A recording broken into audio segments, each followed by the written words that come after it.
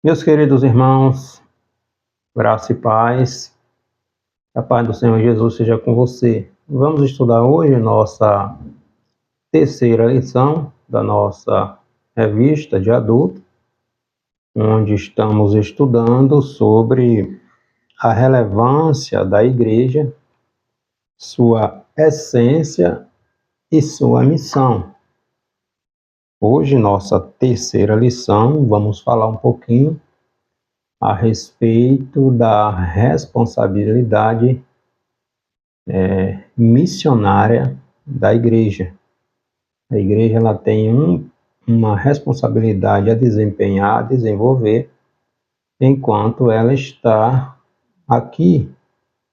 Quando a igreja ela cumpriu o seu propósito para o qual Deus o criou e deixou aqui na terra ainda, Jesus conversando na oração sacerdotal, no Evangelho escrito por João, capítulo 17, no versículo 13 e 14, Jesus orando ao Pai por cada um de nós. Jesus diz que assim como ele não era do mundo, nós também não somos do mundo, mas enquanto estamos no mundo, nós temos uma responsabilidade que Jesus deixou sobre a sua igreja, que é anunciar o Evangelho da paz. Nossa terceira lição tem como título a relevância da igreja no cumprimento de sua missão.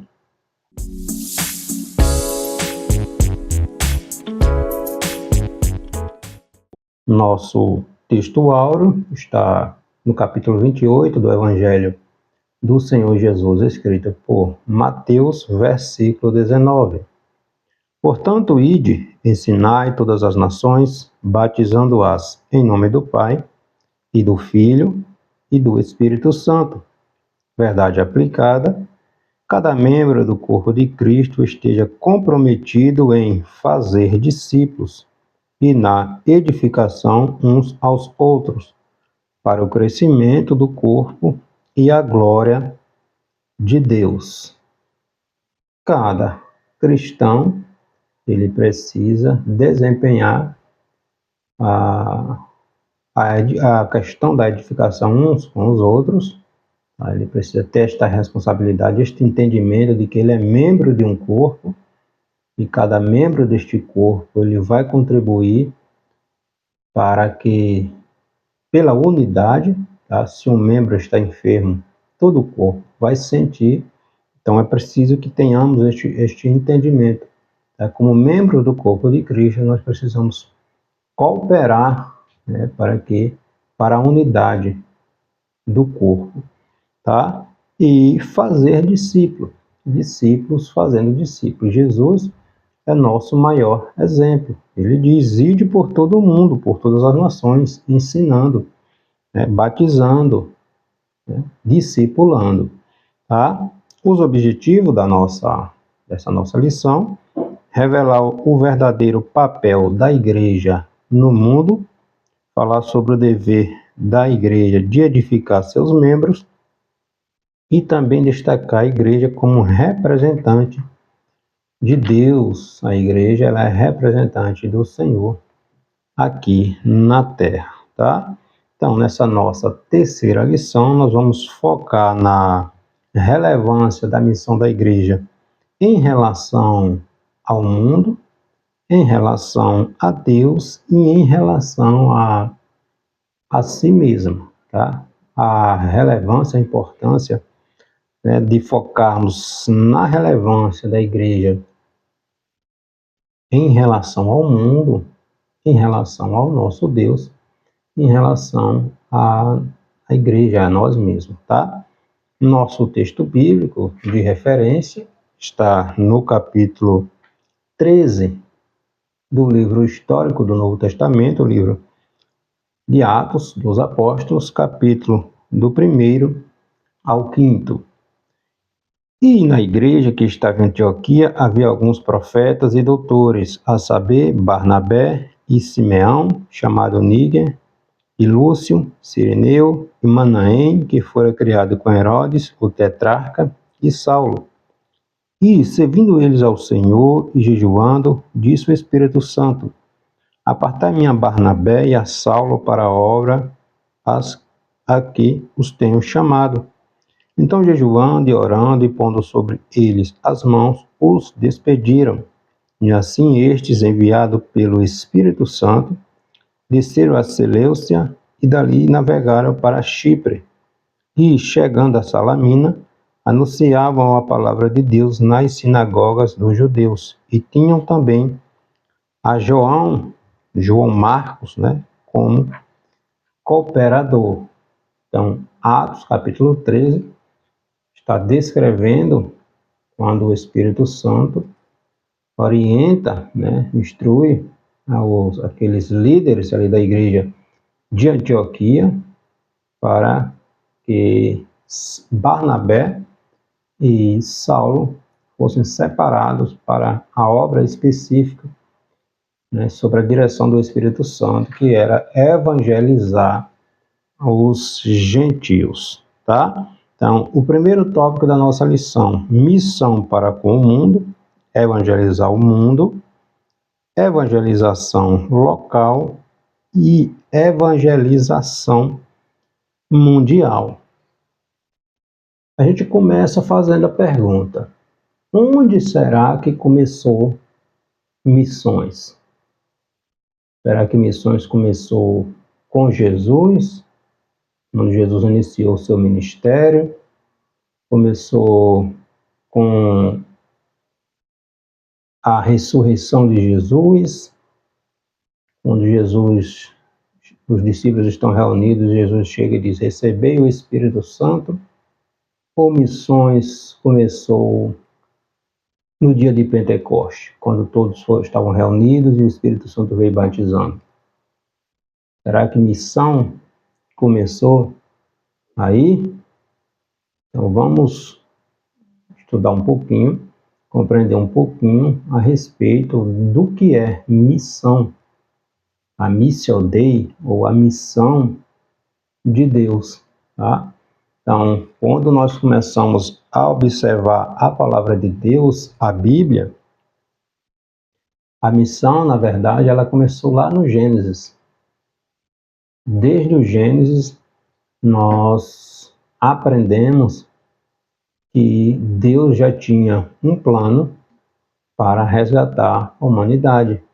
Gênesis capítulo 3, versículo 15, depois do pecado de Adão, de Eva, Deus decreta que da semente de Eva, da mulher, nasceria aquele Filho de Deus, o Messias, que esmagaria a cabeça da serpente. Então, Adão pecou, Eva pecou, foi necessário a separação, porque o pecado ele provoca esta separação entre Deus e o homem por causa do pecado, porque Deus é um Deus santo, mas Deus não deu as costas para o homem. Deus determinou que Jesus viria no tempo pré-estabelecido por ele e para resgatar, para trazer de volta o homem a Deus. Então, o plano de Deus já estava determinado. Deus, a partir daí, chama um homem e sua esposa, Abraão, Gênesis capítulo 12, para partir de Abraão iniciar aquela nação da qual viria o Messias. Então, Abraão, ele obedece à voz de Deus, segue a direção que Deus lhe dá, é obediente ao Senhor, se multiplica sua descendência, vira escrava no Egito, se multiplica, Deus resgata o seu povo e a história continua. No Novo Testamento nós temos Jesus esclarecendo mais ainda a respeito do propósito da sua morte. O apóstolo Paulo vai dizer que o segredo que no Antigo Testamento não estava tão claro o Novo Testamento é revelado através de Cristo. Deus em Cristo reconciliando o mundo consigo. Tá? Deus fazendo tanto dos gentios quanto dos judeus um só povo, uma só igreja. Não existe separação entre gentio, entre grego e gentio. Tá? Deus fazendo daqueles que aceitam Jesus como seu Senhor e Salvador um só povo, uma só igreja, o corpo de Cristo. Então, missão começou no coração de Deus. A missão, ela se inicia em Deus.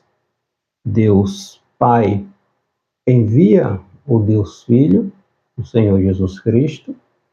Deus Pai e Deus Filho envia o Deus Espírito Santo, João capítulo 16, Jesus prometendo o Consolador que ele iria para o Pai, mas não nos deixaria sozinho, ele enviaria outro semelhante a ele, o Espírito Consolador, o Espírito Santo, que estaria conosco. Então, Deus Pai envia Deus Filho, Deus Pai e Deus Filho envia o Deus Espírito Santo, Deus Pai, Deus Filho e Deus Espírito Santo envia a igreja. Então, a igreja ela tem esta responsabilidade, enquanto ela está aqui, de ser a agente missionária, a agência missionária de Deus aqui na Terra, tá? Então, evangelizar o mundo. A igreja ela tem essa responsabilidade. Em Atos, capítulo 1, versículo 8, Jesus, através de Lucas, diz que nós receberíamos poder do Espírito Santo para ser testemunha de Cristo, tanto em Jerusalém, Judéia, Samaria, até os confins da terra, ou seja, tanto no aspecto local quanto mundial. Jerusalém, onde você está, na cidade que você mora, tá? Judéia, no seu estado, qual é o estado que você mora? Samaria, seu país, qual o país que você mora? Confins da terra, o mundo. Então, esta responsabilidade está na igreja, é da igreja, tá? Os discípulos ficaram logo no início ali, e Jesus sobe para o céu, os discípulos ficam pregando em Jerusalém, então é necessário que haja uma perseguição ferrenha contra os cristãos em Jerusalém para que eles pudessem saírem. Atos capítulo 8 está descrevendo isso. É com a morte de Estevão, a perseguição é tamanha contra os cristãos ali em Jerusalém, que eles são dispersos, que eles fogem de Jerusalém, ficando somente os discípulos, os apóstolos. Porém, onde eles iam, para onde eles estavam indo, eles iam pregando, anunciando. Nós vemos Filipe, o evangelista, chegando em Samaria, no território samaritano, pregando o evangelho e o poder de Deus através do Espírito Santo, agindo poderosamente na vida das pessoas através do ministério ali de Filipe. Então, a responsabilidade está sobre mim e sobre você, tá? Na disciplina, né, no curso de teologia, tem uma disciplina chamada missão, né, missiologia, e a gente aprende que a missão ela começa em Deus. O propósito de Deus era que a nação de Israel, né, fosse uma nação sacerdotal, ou seja, um povo exemplo, né, é a chamada missão centrípeta, ou seja, de fora para dentro, ou seja, que as nações, os demais povos, viessem sentir-se atraídas ao Deus de Israel, ao Deus único, através do exemplo de Israel. Ou seja, que as pessoas, através do exemplo que Israel daria, os demais povos, as demais nações, viessem, né, sentirem-se atraídas a conhecer o Deus verdadeiro, o Deus de Israel. Entretanto, nós observamos ao longo da história do povo hebreu, principalmente no Antigo Testamento, não era isso que acontecia, tá? O único profeta que nós observamos Deus enviando assim, literalmente para pregar, e foi uma mensagem de juízo, de condenação para os ninivitas, a capital da Síria, foi o profeta Jonas. Tá? Entretanto, Jonas se recusou a obedecer àquela ordem de Deus, porque ele sabia que Deus era um Deus misericordioso e se aquele povo se arrependesse, Deus iria poupar do castigo. Tá? Mas, ao longo, olhando de uma forma mais completa, a nação de Israel não era uma nação proselitista, não era um povo que ia pregar, que ia anunciar. Não, era um povo fechado e muitas das vezes deram mau exemplos, tanto que os dois reinos, tanto o reino do norte quanto o reino do sul, foram destruídos. 722 a.C., o reino do sul, do norte, também chamado de Israel, foi destruído pelos assírios, e em 586, né, o reino do sul, também chamado de Judá, foi destruído pelo reino babilônico. Então, o povo pecou, desobedeceu, imitou aquelas nações, adorando aqueles deuses pagãos. Então, não deu o exemplo que deveriam dar. Tá? No Novo Testamento, é diferente. Aí é a chamada missão centrífuga, ou seja, do centro para fora. Lembra da lavadora de roupa? Quando centrifuga ali a roupa, ela sai do centro para as bordas, né, para as margens ali ao redor. Tá? Então, era assim que Jesus fazia. Jesus iniciou seu ministério indo, pregando, enviando os seus discípulos. Então, do centro para fora. Esta é a responsabilidade da igreja. Jesus ensinou, Jesus instruiu, Jesus fez, e ele diz aqui em Marcos, capítulo 16, versículo 15, 16, também Mateus 28, ide por todo o mundo, pregai o evangelho a toda criatura. Então, Jesus está dizendo, vão, não é mais para ficar parado. Então, a igreja ela tem essa responsabilidade. Missão, a missio Dei, a missão que começou no coração de Deus e está hoje sobre a responsabilidade da igreja. Mas Jesus disse, não, vocês não estarão só. Atos capítulo 1, versículo 8, mas recebereis o poder do Espírito Santo. Então é nossa responsabilidade de buscar o poder do Espírito Santo. Em Lucas capítulo 24, Jesus diz, ficai em Jerusalém até que do alto vocês sejam revestidos de poder, tá? Então, a partir da igreja local, a vontade de Deus, de Cristo, é que ela alcance o mundo, tá? Não se trata de completar a evangelização local para depois ir para outro lugar. Ou seja, é onde eu estou, aonde eu estou indo, enquanto eu estou caminhando, aonde eu chegar ou onde eu chegar. Então, se eu estou na minha cidade, eu tenho a responsabilidade de dar exemplo, de evangelizar na minha cidade. Enquanto eu estou indo para outro lugar, eu tenho esta responsabilidade também durante a minha caminhada e onde eu chegar. Então, missão, o cristão ele não se está livre disso. Está sobre minha e sobre tua responsabilidade. Nós não fomos alcançados? Alguém de alguma forma não foi canal de Deus para que nós hoje sejamos cristãos?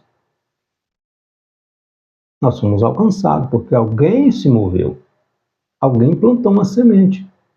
Tá? Então, a responsabilidade também está sobre os nossos ombros. Missão é responsabilidade da igreja, tá? Então, a igreja ela deve agir localmente, ter uma cosmovisão, ou seja, uma visão cristocêntrica, uma visão de mundo. A missão da igreja ela é individual e ela é corporativa, ou seja, cada um de nós temos esta responsabilidade. Não é simplesmente da liderança do departamento de missões de evangelismo. A responsabilidade está sobre cada um de nós, tá? Então, os obreiros de Cristo, eles não podem se lançar ao trabalho sem antes receber poder do Espírito Santo. E como é que eu recebo esse poder do Espírito Santo? Buscando, tá? Jesus já nos deu, já nos prometeu. Agora nós precisamos desejar, buscar, tá? Então existe um governo organizado anticristo no mundo que luta de todas as formas para impedir o avanço missionário. O apóstolo Paulo está descrevendo lá na carta aos Efésios capítulo 6, a partir do versículo 10. Né? A nossa luta não é contra o nosso irmão. A batalha está cerrada, né? Contra as potestades, contra os espíritos malignos, para que eles lutam para que o evangelho de Cristo não alcance o mundo. Tá? Então, por esse motivo, a obra missionária não pode ser feita de qualquer maneira. O cristão ele tem que buscar poder do alto. Tá? A evangelização também tem que ser local. Ou seja, onde é que a igreja que congregamos, o que é que ela está fazendo na sua comunidade? A evangelização local se refere à área geográfica que a igreja está localizada, tá? Que ela está inserida.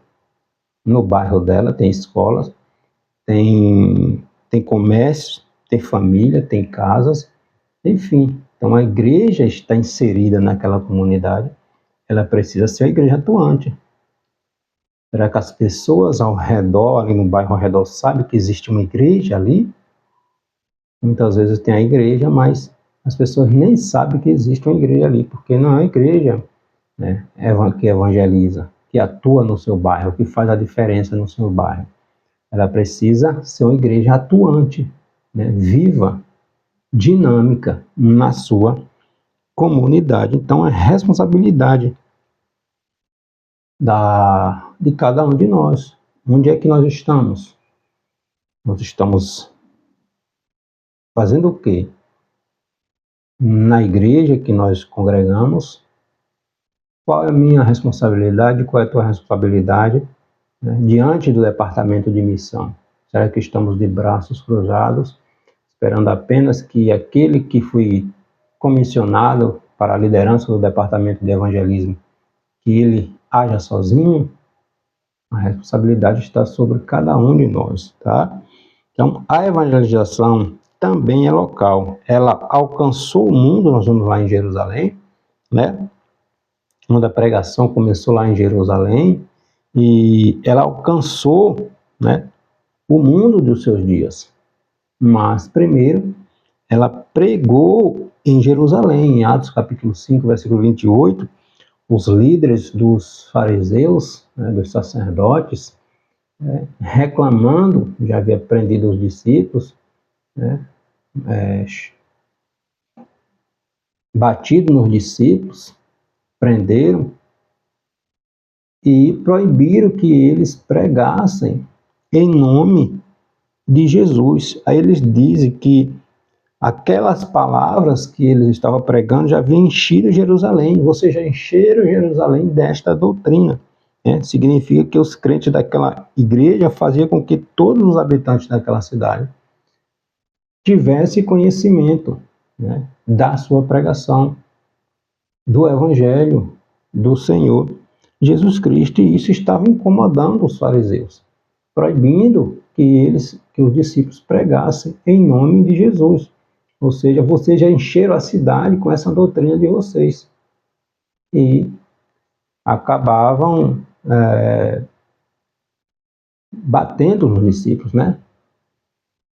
Proibindo os discípulos, tanto que lançavam na prisão os discípulos, tentando de toda forma coibir, silenciar a palavra de Deus na boca daqueles discípulos. Então, a oposição sempre foi ferrenha contra o Evangelho de Cristo, mas isso não nos isenta da responsabilidade de pregar o Evangelho do Senhor Jesus Cristo. Jesus falando com seus discípulos, no Evangelho escrito por João, quando Jesus está ali no cenáculo, reunido com os discípulos, Jesus começa a ensinar, a falar. Jesus disse que se o Senhor, se o Mestre, né, foi preso, foi castigado, os seus discípulos também sofreriam perseguições, seriam incompreendidos.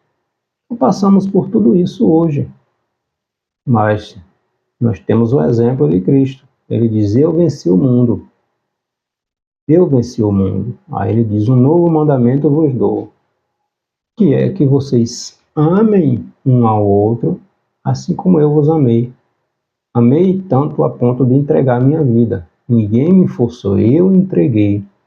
Tá? Então, se eu fui alcançado pelo Evangelho de Cristo, porque alguém intercedeu por mim, logo eu tenho esta responsabilidade também de interceder por aqueles que estão à minha volta, mesmo que estes, zombem da minha fé, não acreditem em Deus. Eu preciso manter a minha postura. Eu não posso desanimar. Mesmo que aos meus olhos eu veja que ali, que aquela pessoa, eu vejo que aquela pessoa não tem jeito. Deus é que conhece o coração, tá? Então, a evangelização também ela é mundial, ou seja, ela é transcultural, cuja finalidade é alcançar outros povos, outras línguas, outras etnias, né? Os confins da terra, conforme orienta a palavra de Deus, em Atos capítulo 1, versículo 8, tá? Então, a missão de Deus se faz orando, se faz contribuindo, se faz indo ao campo missionário. No Evangelho escrito por João, capítulo 4, está lá dizendo que era necessário Jesus passar por Samaria. Mas os samaritanos não se davam com os judeus. Os judeus faziam a volta para ir do território da Judéia para a Galiléia, porque no centro ficava o território samaritano. Mas os discípulos os judeus, eles faziam a volta, porque não se davam com o samaritano. No entanto, está categórico lá João dizendo, e era necessário que Jesus passasse por Samaria. Por quê? Porque em Samaria existiam pessoas que precisavam ser alcançadas. Precisavam ser alcançadas. Tá? Então, onde tem o coração quebrantado, um coração contrito, um coração sedento de Deus, Jesus vai. E a colheita naquele dia, por Jesus decidir passar por Samaria, por Jesus conversar com aquela mulher samaritana, Jesus colheu frutos, porque através do testemunho daquela mulher, muitos chegaram ao conhecimento de que Jesus, o Filho de Deus, o Messias, estava entre nós. Tá? Segundo tópico da nossa lição, missão consigo mesma, edificar seus membros, cuidar dos seus membros, a missão social da igreja, tá? Então, segundo o aspecto da missão da igreja, é em relação a ela mesma. Em relação a ela mesma, porque ela tem o dever de edificar seus membros. Evangelizou, ganhou para Cristo, agora é a hora de cuidar, de discipular, de alimentar, de orientar. Tá? Então a igreja ela tem o dever de cuidar, de edificar seus membros. Em Efésios, na carta aos Efésios, capítulo 4, versículo 16, o apóstolo Paulo está falando, né, sobre a edificação da igreja. É tarefa mútua, realizada por todos os membros do corpo e não somente pelo pastor, pela liderança do ministério. É responsabilidade de todos. O pastor ele não vai ver tudo. Ele não pode ver tudo. Então, nós somos membros de um corpo. Logo, é nossa responsabilidade cuidar de nós e cuidar daquele que está próximo a nós. Tá? Edificando uns aos outros, cuidando um do outro, intercedendo um pelo outro. zelando, cuidando um do outro, tá? Então, se o meu irmão, que é membro do corpo de Cristo, do qual eu faço parte, está doente, está desanimado, está triste, está com algum problema, o corpo vai sentir, porque é um membro deste corpo, o corpo de Cristo, a igreja, o organismo vivo, tá? Então a responsabilidade é de cada um de nós. Então, por meio da comunhão, né, edificamos uns aos outros, de maneira que, se um membro padece, todos os membros padecem também com ele. Se um membro é honrado, todos os membros se regozijam com ele. 1 Coríntios, capítulo 12, versículo 26, tá? Então a igreja também, ela edifica seus membros por meio da instrução, da orientação, da correção. É responsabilidade de cada um de nós, tá? Então a igreja é eu e é você. Então não é responsabilidade apenas da liderança. Uma das características da igreja do Senhor é o discipulado, ou seja, todo crente em Jesus é chamado para ser um discípulo. Você imita quem? Não é Jesus? O que era que Jesus fazia? Jesus ensinava, Jesus dava exemplo, tanto que o testemunho das pessoas era: este ensina, este fala de uma maneira diferente, de uma maneira que toca nas pessoas. Então, Jesus fazia e Jesus ensinava, e Jesus praticava aquilo que ele fazia. Então não adianta falar uma coisa e viver outra, entende? Então o testemunho que nós damos, o maior testemunho é nossa conduta, são nossas ações. Elas glorificam a Deus ou escandalizam o Evangelho, tá? Então, cuidar também dos membros, né? Que é a responsabilidade de realizar atos de amor e bondade, tanto para com o cristão quanto para aqueles que são descrentes, que estão ao nosso alcance, tá? Obviamente, Paulo vai dizer lá em Gálatas capítulo 6, versículo 10, para que devamos, obviamente, priorizar os domésticos da fé. Primeiro, aqueles que fazem parte do corpo de Cristo e que precisa de um cuidado melhor, né? De uma assistência mais de perto, tá? Então, Jesus, ele preocupava com as necessidades espirituais, não só espirituais das pessoas, mas também das físicas, tá? Então, Jesus é nosso maior exemplo, o qual devemos seguir, tá? Então, como membros do corpo de Cristo, temos este compromisso, esta responsabilidade de cuidar uns dos outros. Não é obrigação, tarefa apenas da liderança, mas de cada um de nós, pois nós temos o poder do Espírito Santo para nos capacitar, para que façamos a nossa obrigação como membros do corpo de Cristo. E também, a gente não pode esquecer da área social. Em Atos capítulo 6, os discípulos, eles preocupados ali com a oração, com o ensino, o estudo da palavra, né, e estava havendo um problema relacionado à assistência às viúvas, principalmente dos irmãos helenistas, né, que não eram cristãos ali, judeus que moravam em Jerusalém, em Israel, e essas viúvas, essas senhoras, estavam sendo um pouco negligenciadas na questão da assistência a elas. Então, houve uma situação ali que foi necessário os discípulos intervirem, né, escolhendo diáconos, né, homens cheios do Espírito Santo, capacitados, instruídos para trabalhar na área social da igreja. Então, sabemos que a igreja ela não consegue fazer frente a todos os desafios sociais dos nossos dias, mas nem por isso ela pode se omitir dessa tão importante responsabilidade, né? Lembrando que a igreja, em nosso país, principalmente, é uma das instituições que mais, né, ressocializa, trabalha na ressocialização do indivíduo, das pessoas que vivem, né, estão vivendo à margem da sociedade, por várias situações, que não compete a nós falarmos aqui agora, mas a igreja ela tem esta grande missão, dentro da missão, que é o processo da ressocialização. Então, a área social, a igreja, ela atua. Tá? Então, ela precisa ser uma igreja atuante, é o que Tiago vai dizer na sua epístola, né? Que é necessário que demonstramos a nossa fé através das obras. Né? Fé sem obra se torna uma fé morta.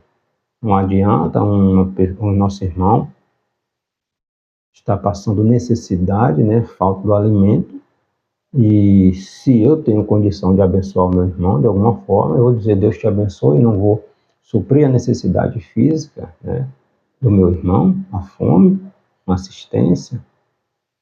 Então, esta fé se torna morta, entende? Porque o meu irmão, ele precisa matar a sua fome.